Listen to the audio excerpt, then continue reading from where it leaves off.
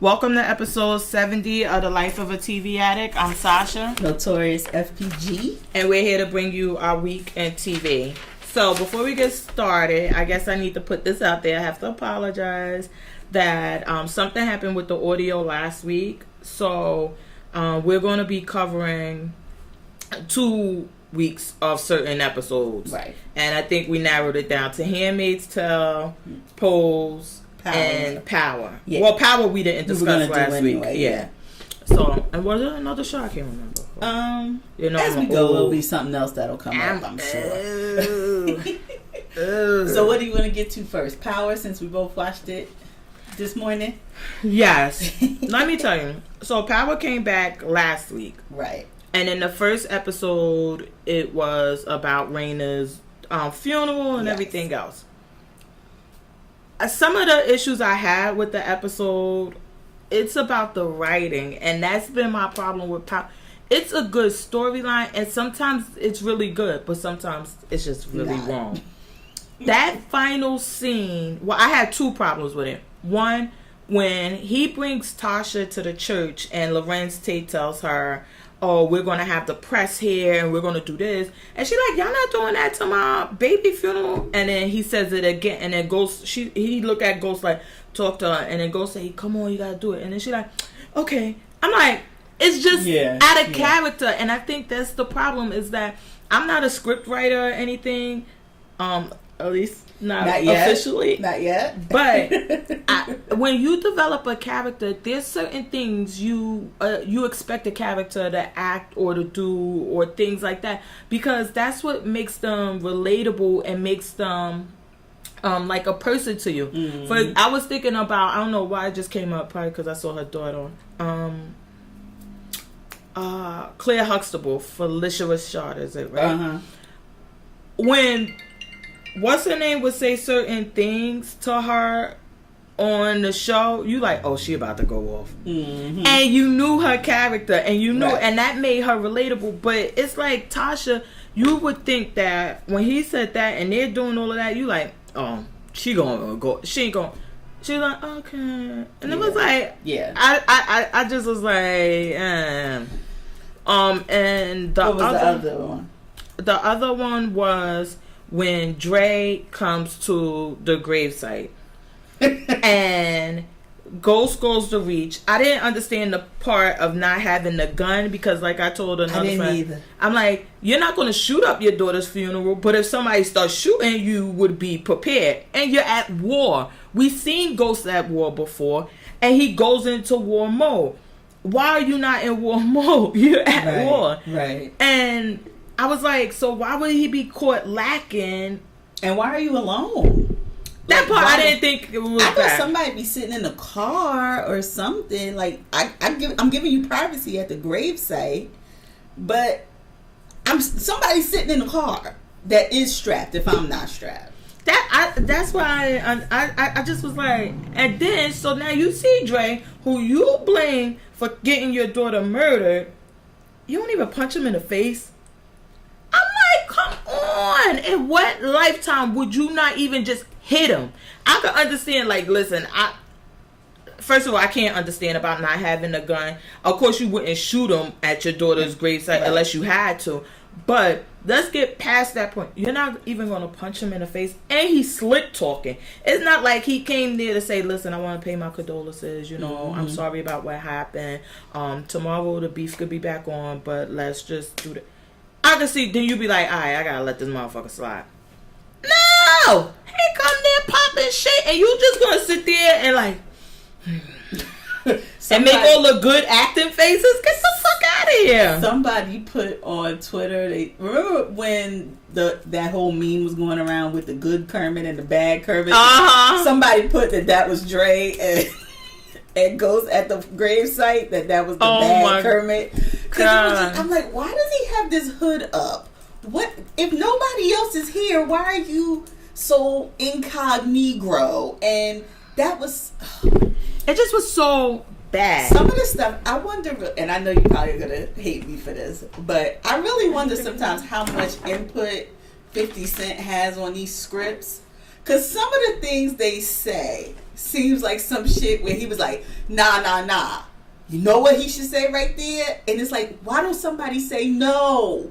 Because it just, even this episode, when they were talking about making it rain at the strip club, and he said something about she off to see the wizard. Yeah, she don't have a brain, like, but she fine. It was like, what the fuck? Yeah. What? And I just imagine somebody writing a line and 50 Cent like, nah, I can approve on that. And coming up with that bullshit, and nobody having the ball to say, that's whack. But do you really think that, I know that it was some discussion when Irv Gotti was doing tells or whatever about 50 Cent role in power. Now, we all can read and everything. We looked more into it before. I really didn't give a fuck. But he didn't create the show. Right. He's not a writer on the show. He's an executive producer, but as now we know, I mean, and I think most people know, that these are just titles given to people who pay money, or if we want you in a show and we don't have, it's a way for you to be paid. Yeah. Out of the show on the back end and things like that. So I don't know. I think that some of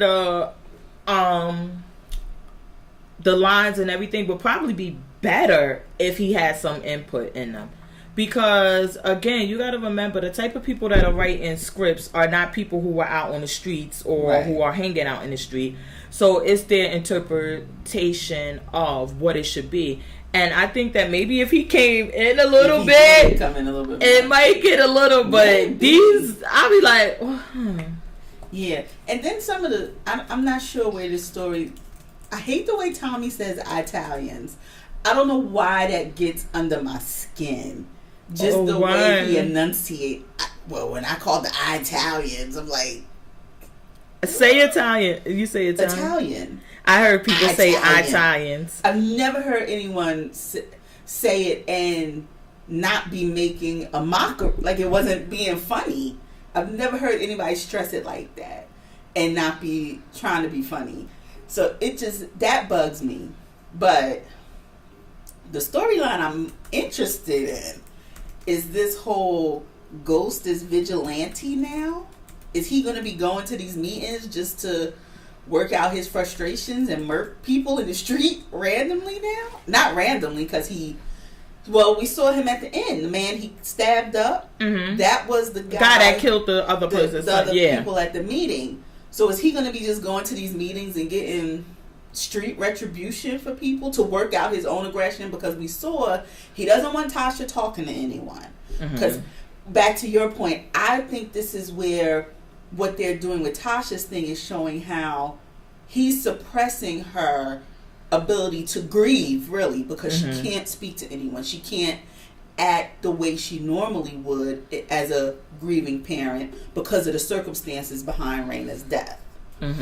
So I think that goes to at the funeral when she couldn't really say anything about the press, and to when they were in the meeting and she wanted to speak up and share with the group, and he's like, nah, we not like them. Our situation is different. You can't talk.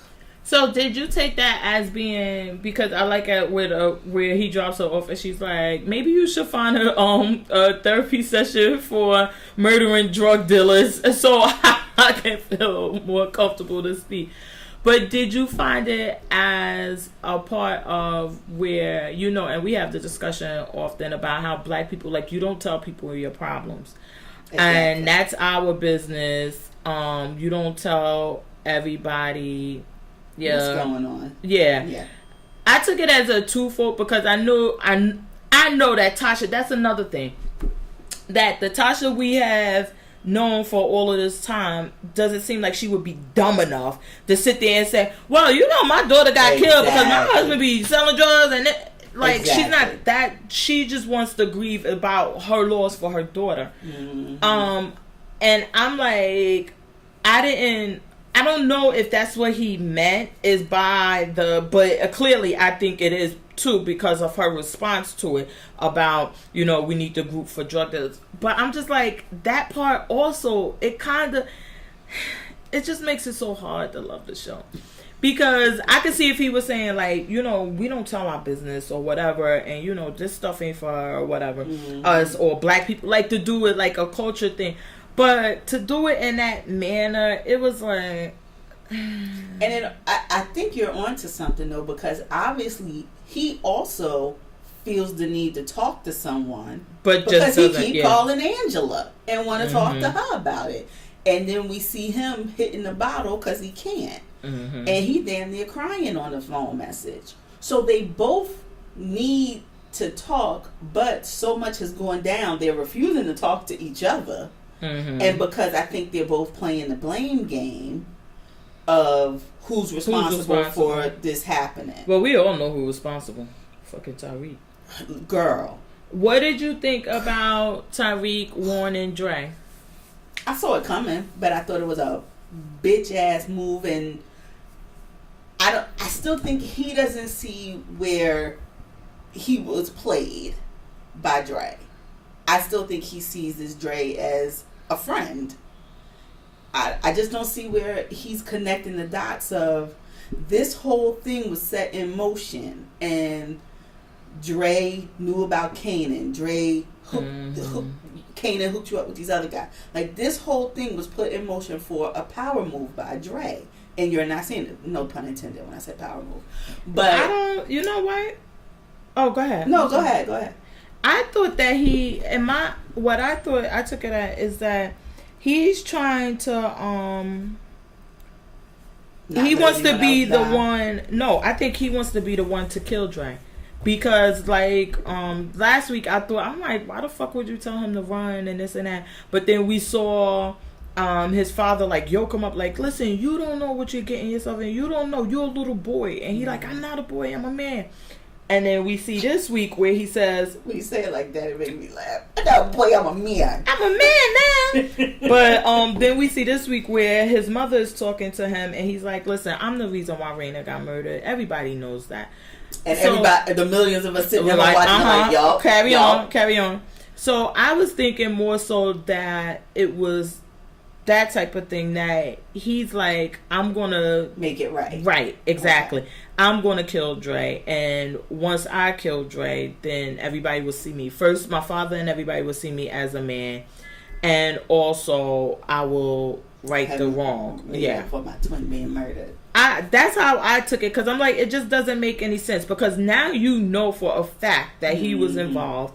But on the other end, it seems like it would make sense with if he wants to be the one that kills him, because then you need him to trust you, and so you could get him in a position where you could set him up. Or maybe it won't be that he will try to kill him, but maybe it'll be like, okay, Dad, now I got him fully trusting me. Now I could set him up for you, and then you, Uncle Tommy, and whoever could go kill him. That was another thing.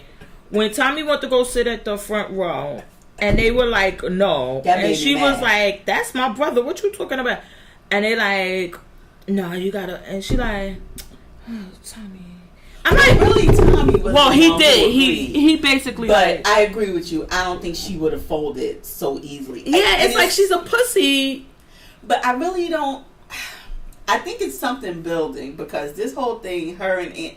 I think Ghost is really going to be upset when he finds out she's been kind of talking to Angela, because her and Angela are working this whole other angle to keep Tariq's name out of it. And I think... I don't know, they're just showing how in one aspect she can be this powerful, do what needs to be done, protecting the family, but she still defers to Ghost in certain things too. Because I'm like you, now next week I'm kind of excited, because when she told him about killing Kanan, I was laughing. And next week Kanan gonna confront her apparently. And I'm like, okay, now this I want to see. Because if she's the Tasha I know and love, she going to not take no shit from him in this discussion. And she going to let him know exactly how she feels about his involvement in Tariq's situation, the death of Raina, all of that. She going to unload on him. Yeah, I didn't get to see the preview for next week, but I don't know. Power, I'm just having a love hate relationship, and because you have a lot of good parts and then you get these really bad parts, and then it's like, ugh. But I'm still not certain that Lorenz Tate. I don't he's think definitely he's a fully dirty. Good guy. No, absolutely. And you saw him on what's he? And I just saw it, and he was like picking out the posters for his campaign and doing all this other thing. Yeah, it's something with him that I think is gonna come out, and it's not gonna be good. So his character, I did like the exchange with Tommy and his dad, because Tommy is getting a whole different view of how the Italians do it, and because when they found the guy who was shot, Tommy was ready to put him out of his misery right there, and the guy was like, "No, that's not how we do things." Mm-hmm. And then they leave to go get a doctor, apparently. But y'all leave this man bleeding for hours, I'm going to assume.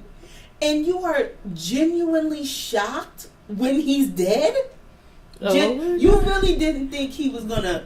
You really didn't think in those hours you was going and left him bleeding with a gut shot that he was gonna bleed out and die. Oh my gosh. You could have just put him out of his misery for real earlier.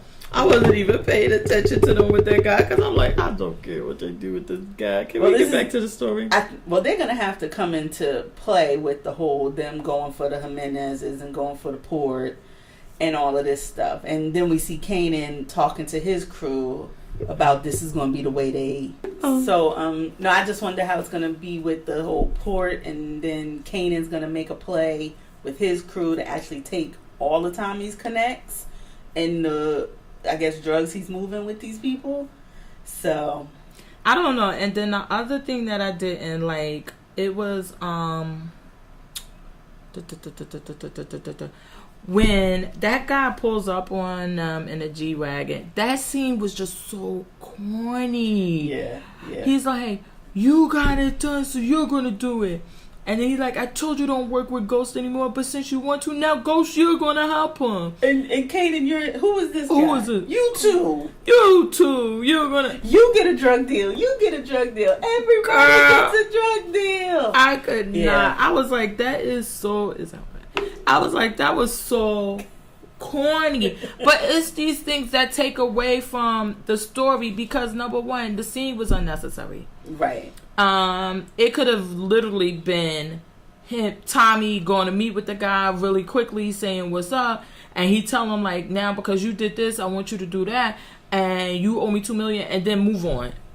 Right. But to make that scene, I don't know who sat down first, who wrote that fucking bullshit, but after writing that bullshit, filmed that bullshit. Who okayed it. Exactly. And then when y'all saw it played out, was like, oh, that's that shit. And I guess the thing that it made it unnecessary is because for me, I can only speak for me, I'm more interested in Tommy, Kanan, Ghost working together by choice. Mm-hmm. You know what I mean? Like now, we're choosing to work together. And the parts of the scenes where, Ghost and Kanan are in the car reminiscing about things. And they're talking about how Tommy used to be when he was little. Mm-hmm. That's the stuff I like. But they're choosing it. And now this guy forcing them all to work together, it just reminds you that they really don't like each other and there's so much shit that's going down. But they were choosing beforehand on the strength of Raina and on the strength of getting Dre out the picture to get this done and get a means. He was a means to an end. And then they reconnect on all of that past history, things that they used to trust about each other and love about each other. But now you're forcing them to reconnect on that same stuff, and it doesn't have the same genuine feel to it as it did before. Yeah, I totally agree with you on that. So, I just really agree. I mean, we're still gonna watch. I know, because you have to, because but y'all gotta do better. Yeah, maybe it's just getting back into the groove. They was on a little hiatus, the first 2 episodes. Now they gotta get back into the groove. Oh my God, wait, before we go, what did you think about your boy Turtle? Turtle is not a lawyer. I keep trying to tell the people at Power, Turtle is not a lawyer. He is it Vince? Who was the guy? Yeah, Vince. Vince, right? Yeah. On Entourage. He's just a member of Vince's entourage. Why are y'all trying to make him a lawyer? I did like the scene when the guy, I always want to call him now. I want to call him Judas from because of Jesus Christ Superstar. But the guy that was messing around with Tasha, when he came to testify for Turtle, and he was like, he didn't even look like a lawyer. He was like, oh, so you telling me you have never compromised yourself? And he was like, no. I was like, we know Judas lie. So now Turtle is like, all right, bet. I got the pictures of the pimples on the booty that you was counting. So we know that that's a lie. So just wait. That scene, I don't know why. I guess this is a problem that I'm having. Is that even that scene, he was not, in my opinion, it's not like you're a lawyer going to court and it's just your clients or whatever. And you're like, fuck. They don't fucking know what lawyer. Like, this is a professional. I think it was like for some that they were going to disbar. They already disbarred. Well, or they were going to get him disbarred. Right? So these are all professionals. These are your colleagues, and you're representing. And he like, so what are you doing? And he's shaking his head, and it was just like, you don't seem as a lawyer, right? And we know Turtle's not a lawyer. But we at least thought you were a lawyer. Judas. And the scene, it just was not the best acting. Yeah. Of course, we know that he's not really a lawyer, but it would seem like you should be able to say, but I play one on TV. TV, exactly. And that the director or whoever was watching this and filming this should have said, that's not going to work with you turning your head sideways and shaking it. And like, no, you need to act like this is a prestigious thing. Like, you're in front of them and you're trying to represent why you're a professional attorney and he's not, but you're acting unprofessional with him. Mm-hmm. I mean, you're acting unprofessional. I just was like, it's just not. I stopped even paying attention to the scene. When he did that whole thing, it was shaking. I was like, whatever. Y'all can go fuck yourselves with that. The acting can definitely be a problem because I think we had this discussion last season when I talked about Joey Tribbiani from Friends, the smell the fart acting. Because when we had Dre confronting his friend about killing the Lobos guy, all they did was flare their nostrils, and that was supposed to convey anger. Mm-hmm. There was nothing in your eyes. It was nothing in your... It was just like your nostrils got really big, and that was your method acting. I was like, this is... I looked at my brother, and we were both like... That's it, yeah. We just started laughing. But do you think that now, Power is a black show, most of their viewers are minority, and it's a younger age group, I believe is the viewer. You know, everybody loves the 18 to 34s or whatever.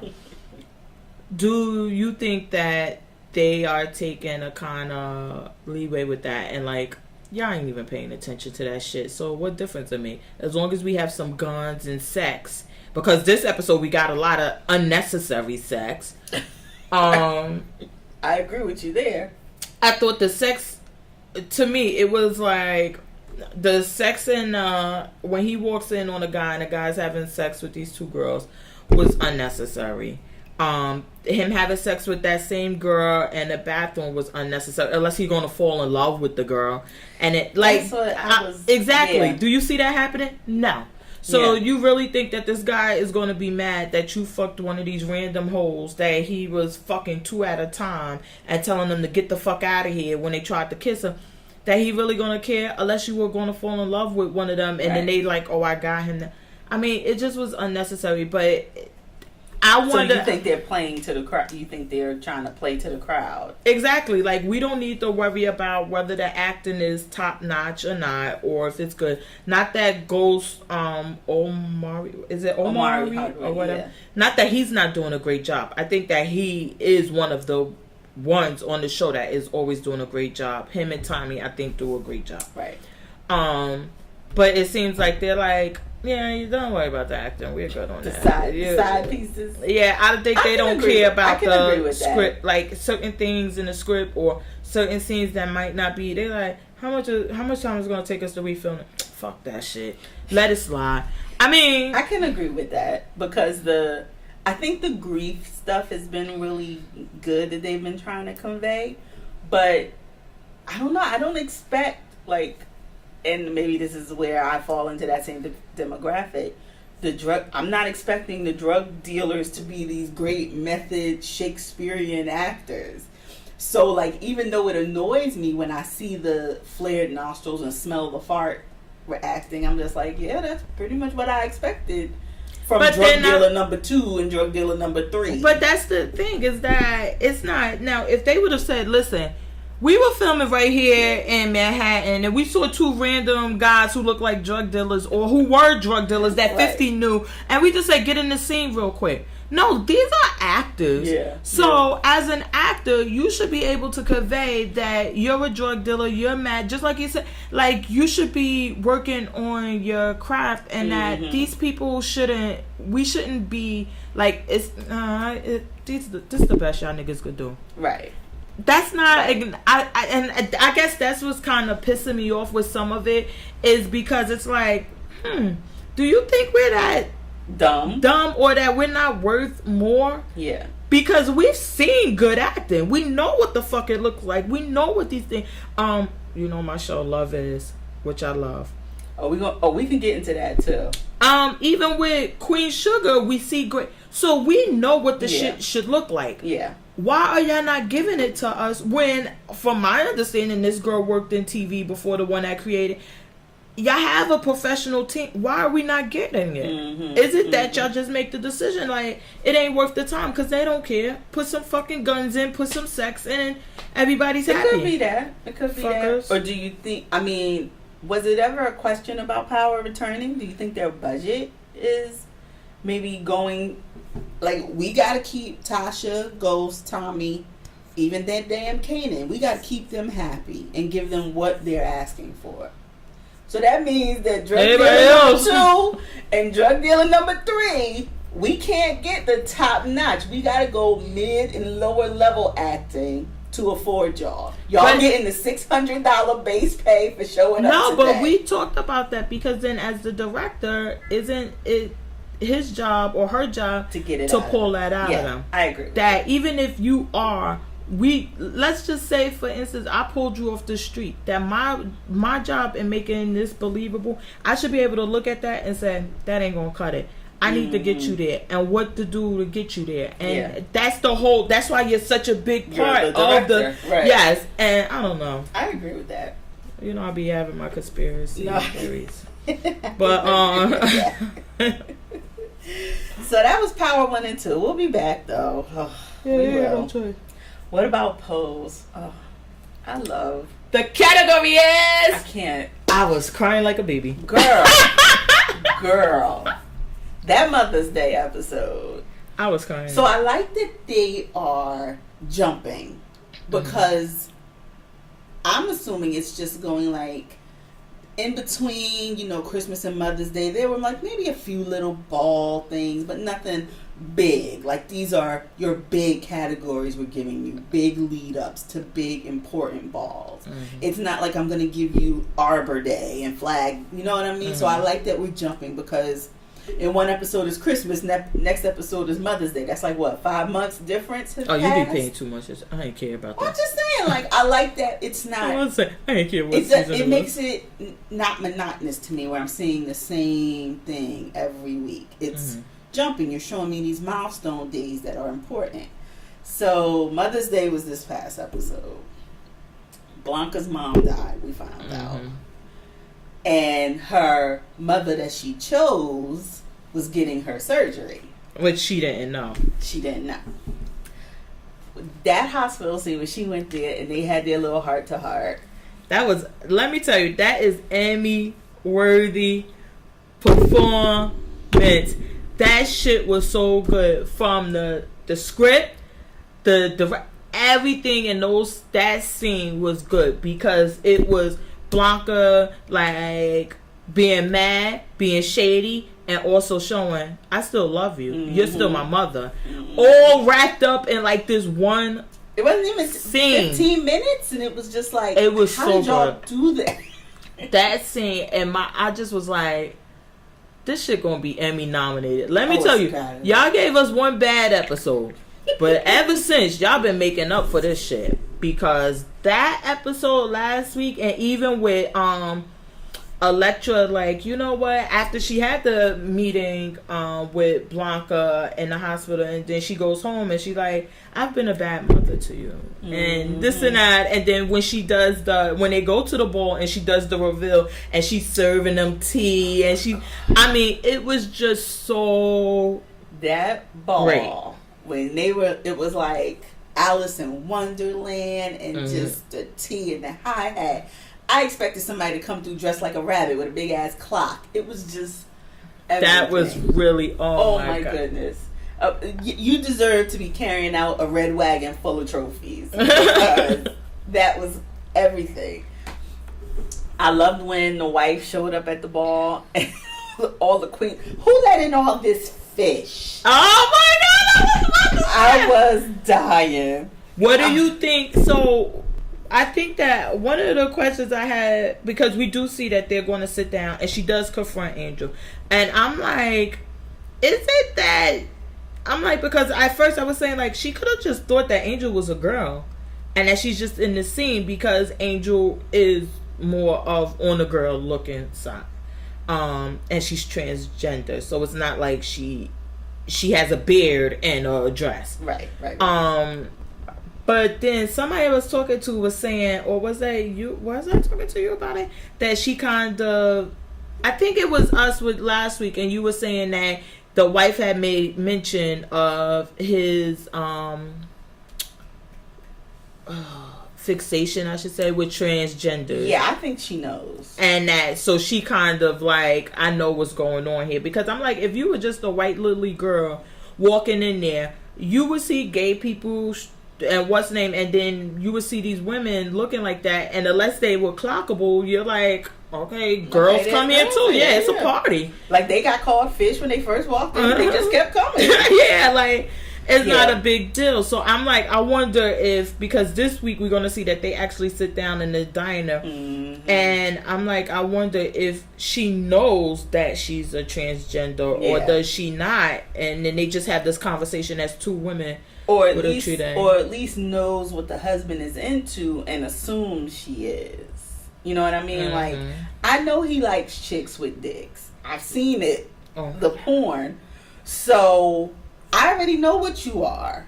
Like, I know you're Angel. I know you're the one he's chosen, and so I don't even have to go into it. Let's just talk about what your intentions are, because I've dealt with this. I feel like he's telling her, no, you're the only girl. And maybe she's the only girl he's ever set up in an apartment and did all of that.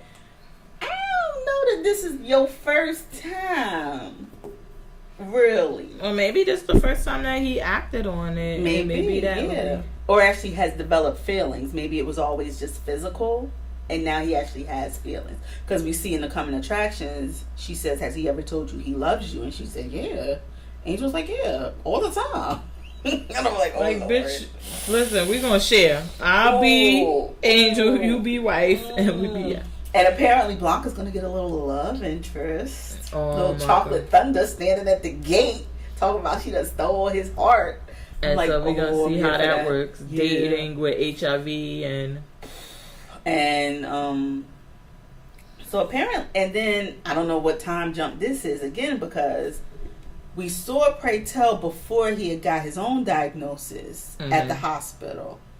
So I'm assuming this is the same person that he used to deal with, that in this coming episode he's talking about is actually dying. Okay. I thought that was him, because when he goes back, when he's sitting next to the guy, it looked like the same guy. Okay. And so he's actually taking a turn for the worse. But now Pray Tell is going to be seeing this with different eyes, because he's like, this is going to be his future. Yeah. So that's going to be just so emotional. I can't imagine. So I don't know. What I wanted to tell you is, because we always talk about, we love Emmys, Tonys, Grammys, all of it.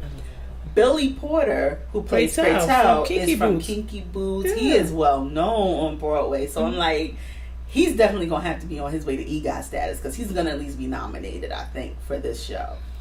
So, you know what? Honestly, out of the cast, who I would like to see, who I think deserve, It would be Elektra, Blanca. Yeah, I can agree with that too. I think that, and if Angel, as the show goes on, I think Angel is on her way, because I think last week episode, well, the week before, where she has that conversation with her guy about her, about him playing with her wanker while they having sex, and this and that was good. And it was a really good scene, I thought, and I'm like, I don't know. Pray Tell has a good scene where he discusses how many people he's lost, going to that hospital, this and that. I think that was a great scene, but I'm thinking more is going to come of him. And plus, he's been around the block. I'm pretty sure he has the people to put him in place for that. Yeah. But this show... No, I think there's a few episodes that they can submit. I think this past episode would definitely be the one for Elektra. Elektra and Blanca would submit for consideration for Emmys. Now, going forward, they may have more where they can submit. But this episode really played... I would just hate to see them both in the same category. That's my only thing. No, I want them all there. They cancel each other out, and I well, want and them this all would be win. really great too, because now it would be because from my understanding, Elektra and Blanca are both transgender women, right? And they identify as women. So I guess they would be like Lorraine Cox. Right. So they would be nominated for actress. Yeah. Right. I was about to say, because we don't have a transgender who identifies as a man, but is playing a transgender woman. And see, that's where Billy Porter would be an actor, so he wouldn't take it away from either of them. Yeah, I can't wait. Yeah, it was just really good. That's the hospital scene. Have you like... The episode coming up this Sunday, I don't know if it was written, but it was directed by Janet Mock, who is transgender. She's out there. She's one of the... So that's the one that, for people listening, when Little Duval went up on Breakfast Club and they said that that's how Charlamagne, but he didn't take the money. He won they settled and he won. Well, not won. He settled because they were wrong. Yeah. They said that Charlamagne said that if he had sex with a transgender and they didn't tell him, he would kill him. Yeah. It was actually Little Duval, who doesn't look like Charlamagne the God, but you know how white people do. So the Rolling Stones reported that it was Charlamagne the God and did not retract it or anything, and it was Little Duval. But it was, they had interviewed her, and so that's, and she's from Hawaii and things like that, and she discusses her life, that she said sometimes she hid it, sometimes she told them, and what that was. But so she's going to do an episode. I hope she does that episode she directed. It's coming up this Sunday, so I'm excited to see that one. Oh my god, it's so good! It's so good. Yes, if we have my Sunday nights. The week before, we had a lot of discussion about Elektra, whether or not she was going to go through with the surgery, and then when she met with the girl, she said she was, and she actually does go through with the surgery. So now we need to see how Stabler feels about the fact that she had the surgery, even though he said not to, and or is it that she knows the writing is on the wall? Because like Blanca, when Blanca came to the hospital and she had the one thing of flowers, and she was like, "Those are from my gentleman friend." I love it. And Blanca was like, "No, they not. You bought them yourself." And it was like, does she already know, like, I can't go back to him, and this is over? That was the end of it. And is she on the lookout for another? Yeah, I'm sure she can now, because you get full on femurialness. Now we can see, will she be able to go out and not have to disclose it? Maybe this is Janet Mock's episode to tell us that story of Elektra looking for a new boo, and does she tell that she's post-op, or does she not tell and she's just Elektra? Do you think that she would have a problem finding a new rich white guy to take care of her? Because now it seems like with her and Stabler that it started off as his fantasy, and in a previous episode he does mention that the place we found Angel at dancing with the glass thing, I forgot what they call those things, right, that she was actually there at some point, and that's where he met her at. So is it that that's the attraction, that men are paying her extra because it's like, this is a definite secret. It's something I really need to be kept secret. It's something like I'm gay or I'm into this type of thing and I don't want anybody to know. And now, once you don't have that, I'm just a cheating husband, which is fucking okay because you see the other guy was like, oh, if you get her pregnant, call me. Right. If you do this, right. Let me know. Or whatever. And he only tells because he gets mad that the guy gets a promotion or whatever, and he spills all of the beans. I think the problem Electra's going to run into, and this is just me, if I was a writer, I would pitch this. They'd probably shoot it down. But she has been out the game. Because in my imagination, she's been with Stabler, and they were exclusive. Yeah, it's been 10 years. So you're a little longer in the tooth now. Yeah, you got this brand new, vagina, 0-month-old vagina, but you're longer in the tooth than when I met you. So you were able to be out there dancing and catching these eyes. But now it's these young hoes out here who, I don't know what they got till I pop the hood, but they're younger. I can take them out. You have Angel, who's so femme until you pop the hood. You don't know that that's not a girl. Mm-hmm. And then I have Elektra. I think that's where she's going to run into of, you're not the new thing on the block anymore. So how are you going to find a gentleman who can sustain the lifestyle Stabler had you in? Mm-hmm. That's the story I would pitch. But and then at this point, we really don't know if it seems like that he's not going to want anything to do with her. And maybe that would be change. Part of it. Exactly. He would be like, I really don't want. And then as time go on, he see like it was just more than just that. And then he's like, didn't make you. Yeah, and then he's like, you know what? I need you to come back. Yeah, that's the story I would pitch. That they part over this thing that eventually they both decide isn't what made their relationship work. Mm-hmm. So I would like to see that story play out, but I would also like to see her trying to get out there and meet these new guys, and they be like, honey, what are you, all of 40? And it'd be like, not happening. So I'm here for Pose. I'm always here for Pose. The next one is, oh my God, Handmaid's Tale. Oh gosh, my anxiety, my heart. I need blood pressure pills for next week. I was about to say, we have June. She already had the baby. Yes. At that episode, on the previous episode, before she had the baby, she shot the gun. She caught Fred and his wife talking, and Serena just basically goes off. She like, listen, I go along with this bullshit, and all I asked for was a fucking baby. And you fucked that up. All I wanted was a baby. And she is cursing at him, everything. And they are going in. Calling him the rapist. Yes, when she set up the rape. You set up the rape. Exactly. So then we have them, once Fred is in labor, she shoots off the gun and somebody comes. Now we know it was the neighbor. It wasn't them or anybody else. It was the neighbor that came to help her. This week, we get her back with them. They have the baby. Well, the issue is because but that she's not producing as much milk because she's not with the baby, and the baby is not nursing at all. No, which kind of is a problem because you need the man. That scene with Serena, girl, you took the words right out of my mouth. Tried to give that baby that dry ass titty. What is this bitch? Girl, I almost fell the fuck out. Because I'm like, what is she about to do with this baby? I thought she was going to go take the baby to Alfred. Like, you know what? I can't. Then I'm like, is she going to kill this baby? What's she going to do? Try to give her a dried up boob. Dried up. Girl. I've seen...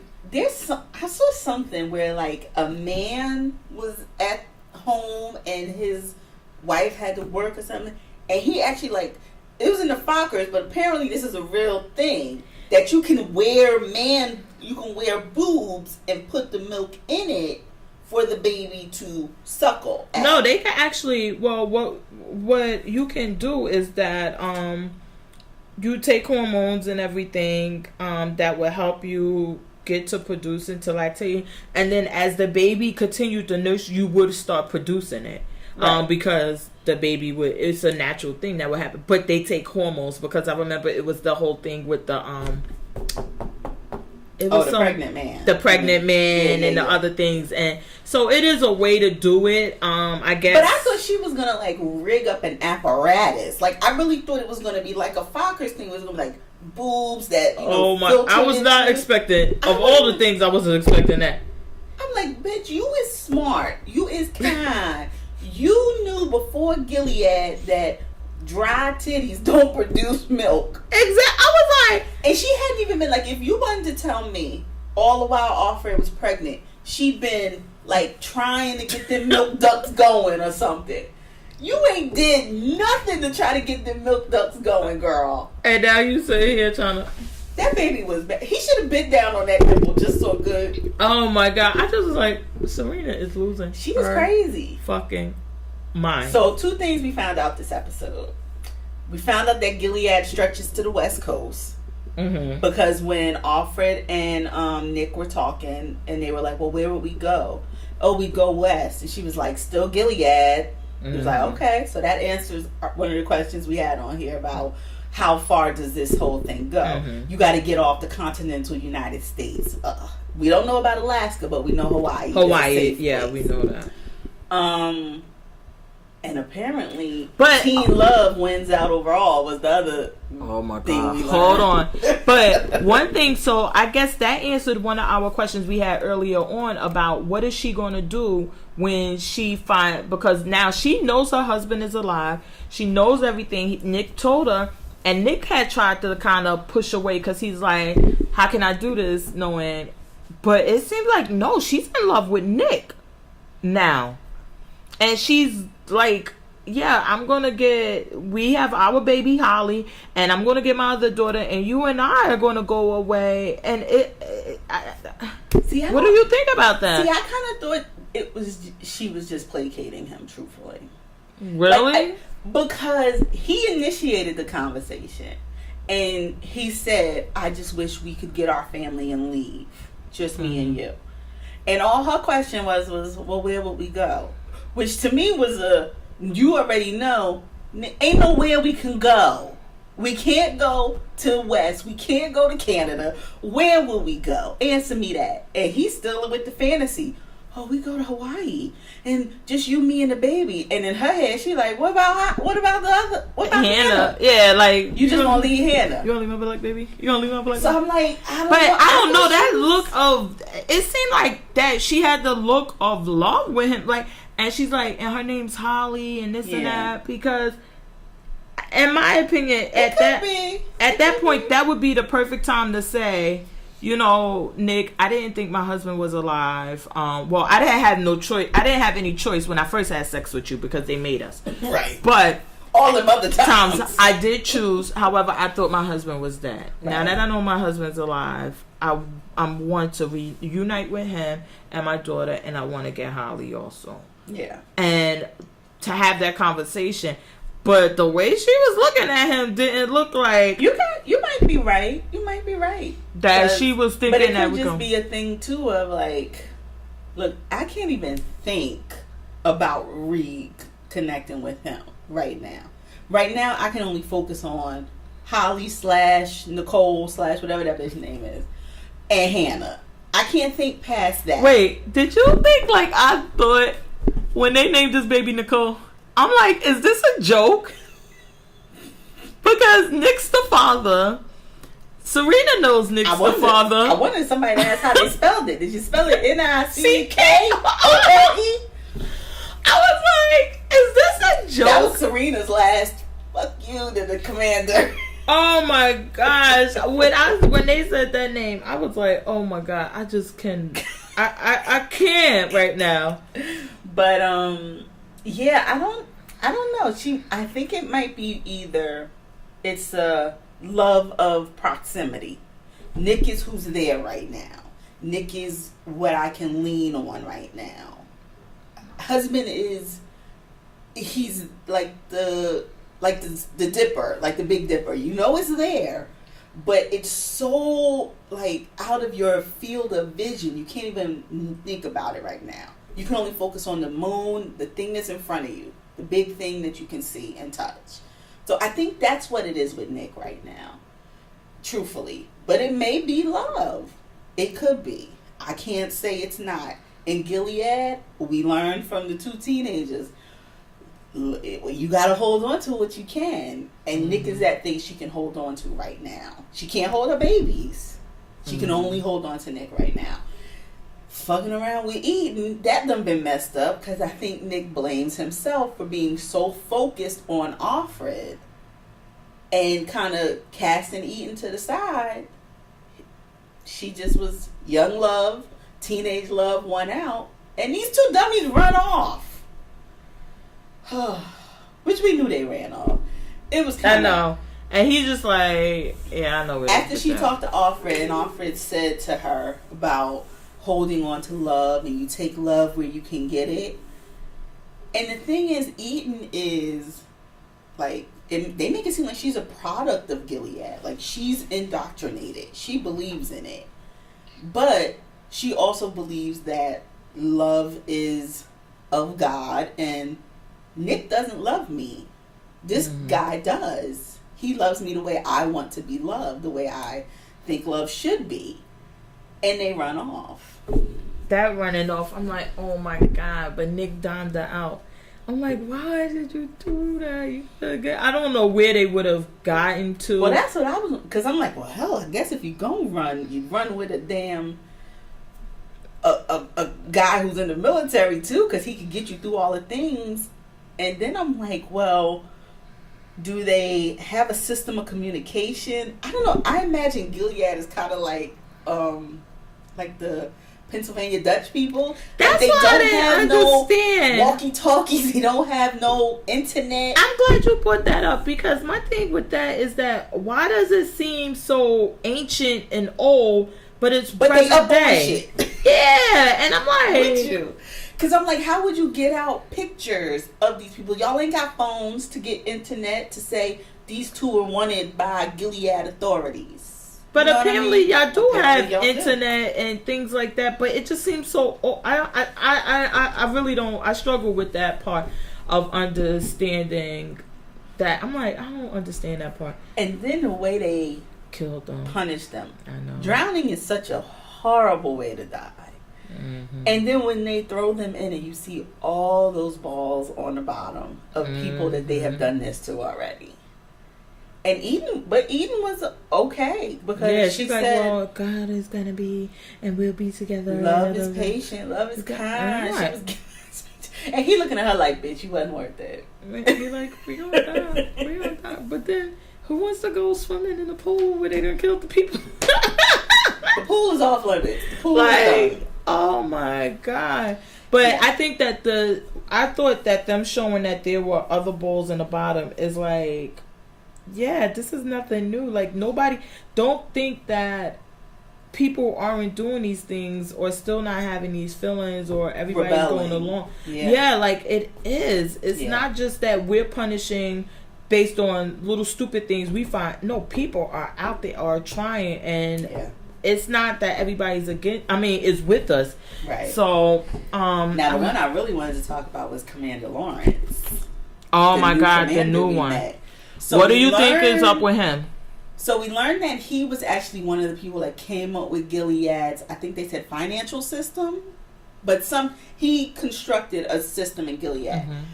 And he has, when Aunt Lydia takes she's not of Glenn no more, she's of Lawrence now, but of Glenn to meet him, the Martha is she's not of Glenn. Of Glenn is she's the woman that she took, and she said, "You better hope this work out, because nobody wants to." Remember, her guy died, and I forgot who he was, but Off Glenn is the one with the one eye. Okay, so her and Aunt Lydia had the conversation, and she was like, "Well, what does he want with a broken handmaid?" And Aunt Lydia was like, "He's requested it." So we see that Martha has one eye, and then he requested a broken handmaid, and then we meet his wife, who is crazy. Well, not crazy, but the wife has Alzheimer's. I think it's dementia. And I was having this discussion on Twitter because somebody said, "What's up with What's up with Commander Lawrence?" And I don't know if he's a good guy or a bad guy. I'm thinking something turned him into a sympathizer, and it may be the wife's dimension, her telling her truth, because she was saying to him, "You're a horrible guy. You're a monster." Da, da, da, da, which is probably what Serena would be saying to Fred and everything. Like, she's telling him her truth of what you let Gilead ill is. Mm-hmm. So I think that might have turned him into a sympathizer more than... I didn't take that the wife really had dementia or had anything. I thought that he said she did in order to keep people away from, because technically for her doing those type of things, she should have been on the wall, sent to the unwoman, or he should be beating her. He should be doing something. And I think to protect her, he's like, she's sick. Because they like, well, when Aunt Linda, she was like, where is she? Why is she should be here to me. Down. And he's like, no, she's not coming down. She's not feeling. And it's like to protect her so that nobody knows the things that the way she feels or how she is. I didn't know what happened to the Martha with the one eye, but at the unlimited, she was like, "Girl, go somewhere." Like, well, that's she just was like, so "Whatever." Familiar with him, yeah, like because when he, she taps him, he was like, "Don't touch my stuff." She was like, "Your shit is in my way, and if it's in my way, don't touch it." I'm like, are y'all hearing this? She's just talking to him so random. That's why I'm just not. I don't know. I'm not convinced that he's a bad guy still. Mm-hmm. Now, starting out that way, getting this whole thing, but I think like Serena, maybe the original idea has been so perverted, mm-hmm. he can't say that this was what he wanted. You know what I mean? Because like he said, he's like, oh, you know what they punish you for reading? It used to be a hand. Now it's just a finger. Mm-hmm. So I'm like, we've seen this in so many other things where the thing you think is going to solve all the issues and, make everything better, then someone gets a hold of it and just twists your whole idea mm-hmm. into something totally away from what you intended. And then you still have to look at it, this perverted version of what you put out there. I'm thinking. Do you think that he said? I thought that he was like letting her know that he was trying to see what she was going to say, and then he kind of turned away, like carry on reading. I don't care. But to see like, do you really know who I am, or what are you going to do about it to make sure like, I think that his request for her, not in particular, but that request, because he's like, okay, I really don't have to get you pregnant because then they'll expect that it was something there. Then I believe it was the wife that came in and said they got y'all digging up those chemicals or something. Who was that came out and said? I think it was the wife too. And he's like, okay, so he probably already knows, like. And then he knows she ain't got no clit either. Because remember, he had that whole discussion with her about he's like, I'm not touching you. Don't even worry about that shit. Yeah, that's why I think it's like a refuge, kind of like the broken women. Yeah, because apparently the other one lost the eye from being with somebody else. But when she went over, I was like, okay, something is totally. And I'm really, really intrigued to see what's going on with him. Yeah, and what's his end game. Yeah, exactly. With this. And what is the wife position in it? And maybe that he was just shielding. I don't know. Yeah. And maybe that after the wife kind of came down on him about it, that made him go that way. Like, right. You know what? I'm interested to see where they take that character to. Mm. I think it'll be a good one to see. I mean, we only got one episode left. This is the season finale coming up. So, whew. They done took us through it this season, but... I know. Did you watch Cloak and Dagger this week? What else was on? I don't think because there was something on Handmaids. No, other than them getting killed, I don't think so. I did watch Cloak and Dagger. This week was better. A lot of this stuff has been all over the place, and you gotta put the Blue's Clues together. And this one kind of was like, no. Yeah. Other than the voodoo lady. I don't know what the fuck that was going on. I don't get what that is about either. I'm not certain. And then she's like, one must live and one will die. And then, but now what did have me laughing was when she was like, I don't smell sex on you, girl. I was like, wait, what? What are we talking about here? Because I told you, this little girl is so fast. I'm not sure what her intentions are with our boy Tyrone. Like, if she really likes him, or is this like, is there some reason, like with the voodoo lady, that she's cozying up to him? Mm-hmm. It's just so weird. I don't know. Maybe she's an old lady, but really not. No, shut up. No. What else happened? Oh, we found out. Well, so now we really got some information, and then the girl's father wasn't actually dead. He's in this home or whatever. Yeah. And it seemed like, yeah. But when, let's just call her Cloak. When she let me tell you. Oh, Dagger. Let me tell you, she is doing a phenomenal job in this role. She is killing it. I wish Tyrone was. He's not. Tyrone seems like this is his first acting job. And it might be. Yeah. But she is like really She's good. On. She reminds me of that first season of Heroes with Claire or whatever. What's her name? Peyton. What's her name? Hayden? Yeah, Hayden Panettiere. Like that first season where you just loved everything she did. Yeah, she's really good in this season. I thought so too. She was that scene like where she meets the Asian girl, then she goes out to the thing, and then the Asian girl like, listen, I know what? Yeah, I'm just going along with you, and we find out that, but they don't say exactly what they were digging for, but she's saying that it was hotter than oil, right? And that's what caused the explosion. And she's like, but they didn't tell them what it was, right? Yeah. And so what is it? That's it's got to be something that is, I don't know if it's alien or whatever, because that explosion is what turned them into whatever they are. So maybe it's an unidentified element. Well, is it adamantium? I was about to say, we had Spider-Man and he got the radioactive. Is it adamantium? Is that what turns Spider-Man to Spider-Man? No, adamantium is Wolverine's stuff. Oh. Right? Is that adamantium? I don't know. Bro, I was about to say we got radioactive Spider-Man, so. But I mean, whatever it was mixed in with the explosion is what turned them into what they are. And we don't know what happened to the Asian guy, though, how he got the way he is, which is what I'm interested in seeing. So, you know what I was thinking? Because remember last week we were like, well, that some of the visions or whatever they have going on, it be so explicit, is no, you don't need any reading between the lines. Then it'll be another one where it's like, gotta put it together. What is this? What is that? This one, she had,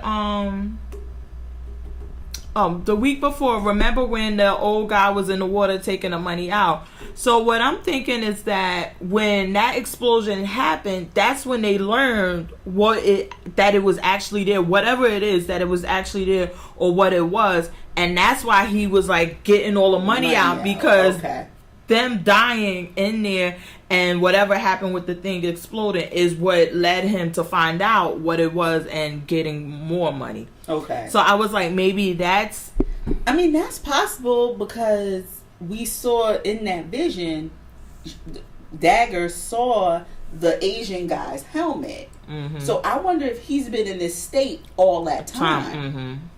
Probably so, because when we see the previews for next week, and she goes and get Cloak, and she's like, Tyrone, and she's like, well, come on, I need you. And they both touch him, and then they go inside, and he's like, oh God, hurry up, it's going to explode, and it's this and this and that, and he's going through everything. So I'm assuming that it was him, that instead of dying, he was just set in this state. Something with them being in the water is what caused them not to be so messed up. Mm-hmm. Because it was like muffled or whatever. But the scene that I loved, oh my God, when the cop was shooting at Cloak, and he finally used it, disappearing. Uh-huh. Yeah, I say he got it. That cop was like, what the hell? I'm like, go. Now, what do you think about? So now our girl is kind of going to be complicit with this guy and having shot the friend. because he set her up. He called her in intentionally, saying, "Hey, the cops gonna come in that door. You kill her when she come in here." I think he knew that she was gonna come in already, guns blazing, and kill this guy beforehand. But why didn't Tyrone send a text message? Why he didn't? That's what I was thinking too. Like, you could have sent a text message. Because in my mind, I was like, she's going to either answer or call him back, and they would know he was there. I didn't think she's just going to sit there and not answer the call at all. I'm like, oh my God. Look, I'm like, even Tariq know you just say run, and you know what to do. But I took it that she knows that this cop, because she is setting him up, and I think that we discussed that last week where she has the coke or whatever, and I was like, yeah, we don't actually see her sniffing the coke. It's the whole action as if she is, and she's like, oh, I've been caught. And I'm like, so I wonder if she's like, this is God dirty, so I need to be prepared for what's coming. And just so happened when she goes in, the kid did have a gun pointed out. Yeah. So it's not like it wasn't. And maybe maybe Tyrone would be part of her story where it's going to be like, oh, this cop shot this unarmed kid or whatever. And then she gets the call or something from, like, she looks to see that he tried to call. And it's like, well, you were there. You could clear this up and say that what was going on or whatever. Yeah. I don't know. We'll see. I don't know if it was the cop, though, setting her up or trying to have something on her. Because we saw earlier when the kid that Tyrone was following that had the drugs, we saw earlier when they ran up on them, the kid and him knew each other. He was like, yo, man, what you doing? And he was like, tell you such and such, we got to talk. And he's beating him up. And when she comes up, she don't say nothing. And it's kind of like, oh, okay, I see how she playing this now. She's going to, turn a blind eye. Let's see how she does on this other thing, turning a blind eye or covering. Or do I have to cover for her now and say, oh, yeah, he had a gun pointed it straight at her, pulled the trigger. I don't know. I thought he was trying to get her killed. I feel like it was a play. But I don't know if either way it worked out, it would have worked out for him. You know what I mean? The drug guy is giving you a problem. That if she kills him, if he kills her, solves that problem.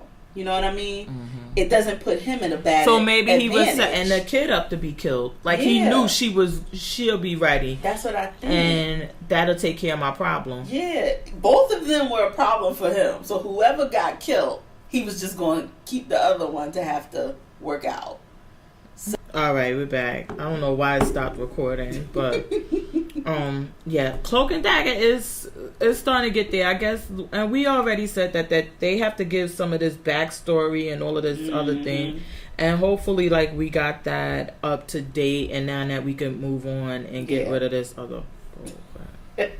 Because I was tired of playing Blue's Clues. Yeah. No, the story's coming together. And it'll be interesting for them to finally see how their power like they know how it affects the two of them, like they can't touch or whatever. But when there's a third party, next week we'll see. I'm interested to see what happens then. And why? Who determines? Like, what's the? Is it because the guy was in the water and got also affected with by whatever happened to them, that they can't do it without being together or something? Yeah, I'm interested to see how that plays out. That'll be a good storyline to see going forward. I hope so too. I wanted to see, because I'm like, why does she need him? Yeah, all right, whatever. I want to see how that plays out too. Yeah. What was what show was fresh on my mind? I didn't even look at the rest on the list. But this show that you had, the CB strike. Yes. Yeah. Oh, that was going to be my pick for this week. And I watched, it's on Cinemax. And of course, it's a BBC show. I know, because when I looked at the thing, I'm like, wait, it's 3 seasons already? And then I'm like, 2 episodes. I'm like, oh my God. So it looks like the way they did it was like they listed them as seasons on Cinemax, but it's the cases. The cases are divided. They're dividing the cases into seasons. So you never watched that show, and that was my pick, like twice. It's on Masterpiece Theater, which is on PBS. Oh my God, what was the name of the show? But it was a detective show. And that's how they do it, because first of all, in the UK and everything, their seasons are like 4 episodes max. Right. I think with Liar we had a whole 6. Mm-hmm. Their seasons are shorter than ours to begin with, but with that one, it was the same thing, that they had one case, and then that wrapped up, and it was like maybe 2 or 3 episodes. 4 is like the map, and then it was another case with the guy, okay. and they were like the different seasons. Yeah. But I'm assuming that based on the seasons being 4 episodes, which would be the equivalent to 45-minute, shows here, that those episodes were well over an hour. I know one was an hour exactly, but I think the other one was over an hour. Okay. And I think that maybe that balanced it out to give you the 4. Okay. But this was it's based on a novel written by a girl, J.K. Rowling. Yeah. I was like, and my God. And the other thing that pulled me in is, I don't know if you ever watched Three Musketeers on BBC, but I loved it. And this guy was, I think he was D'Artagnan.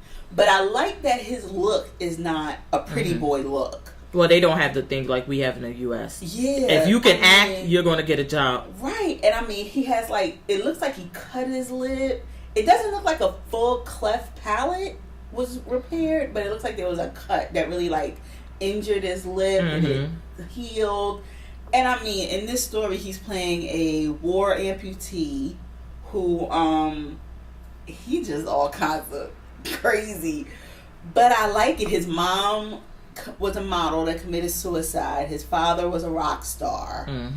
And his name is Cormoran or something crazy, but he calls himself CB Strike is the last name. But he's a cool dude, and I liked it. I did too. So I didn't know, because then when I went to go see, I was like, okay, I'll watch the last season, and I saw it was 1 episode, and then the next one comes on today, I think. I think it came on last night. Okay. Caller of Evil. And then the next one will come on next week, because it was the 13th or something. So I'm like, oh, was this already on Cinemax going on?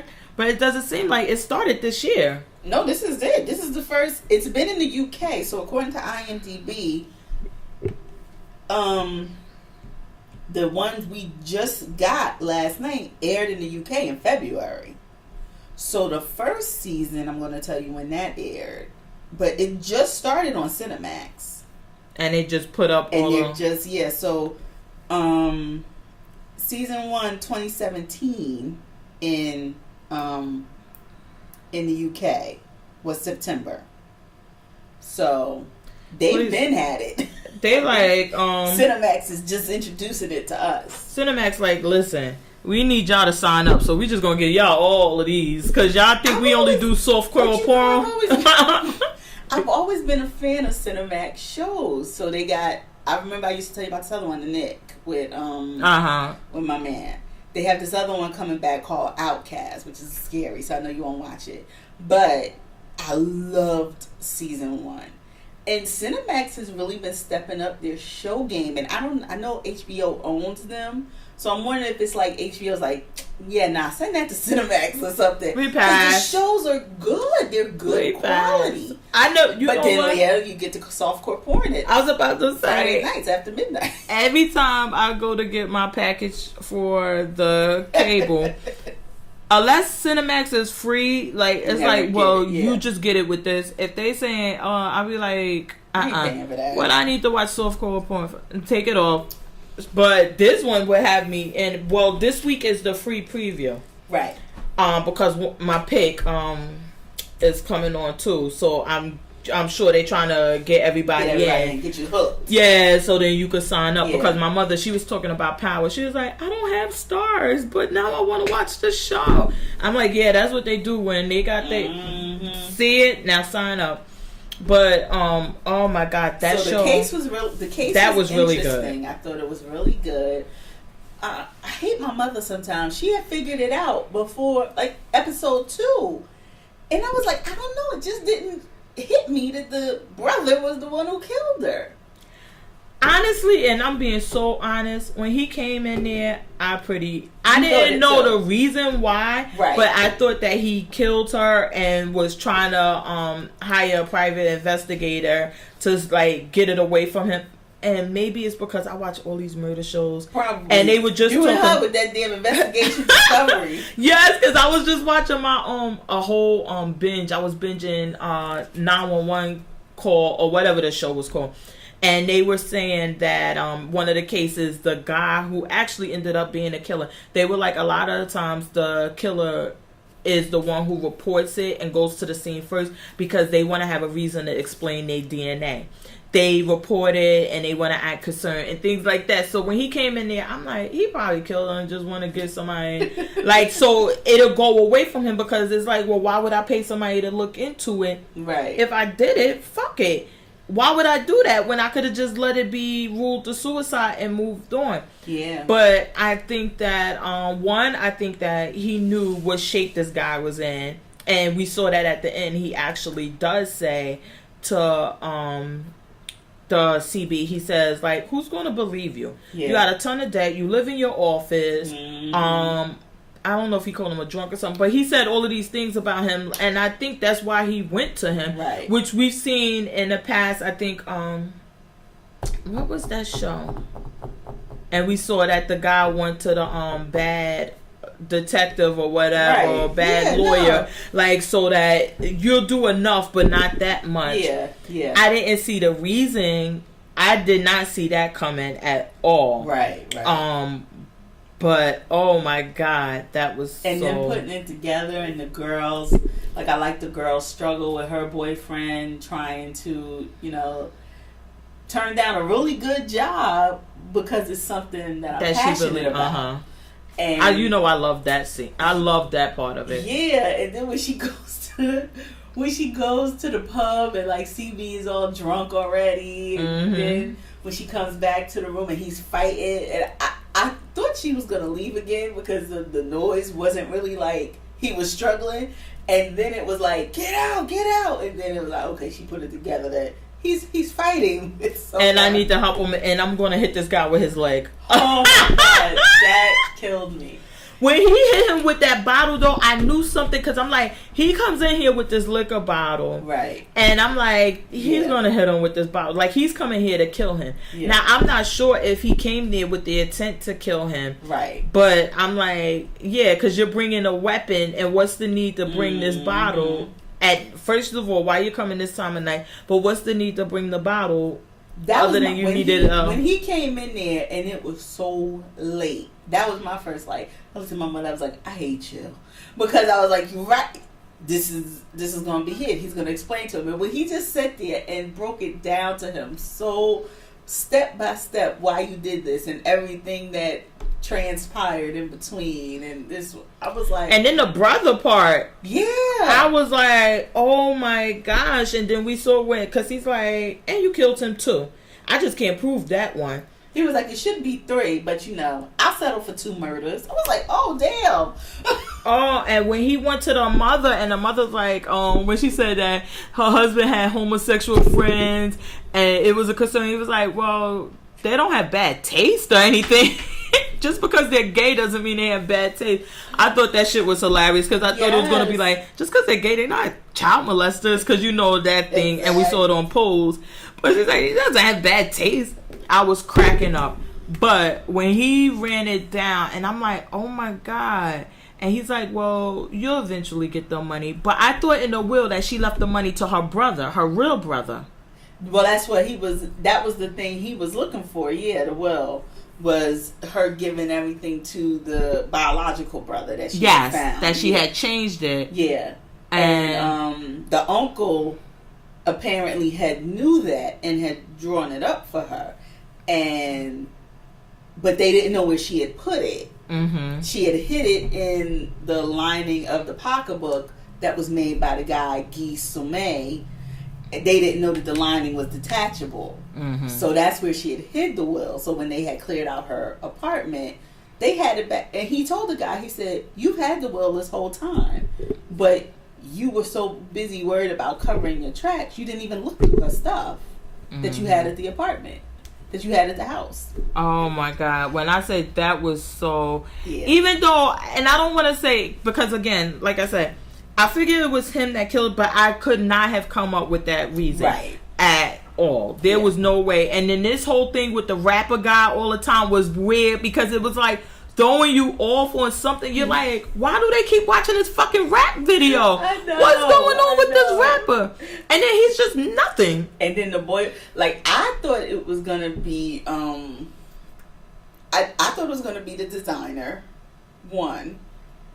Then I thought the boyfriend, because when he mentioned the gloves, and he was like, oh, are those Gisame gloves? And he was like, oh yeah, I just, picked them up somewhere. And I'm like, obviously these gloves are very exclusive. You wouldn't just pick them up anywhere. Mm-hmm. And she was his spokesperson. So I was like, oh, he took them from the apartment when he used them to murder her.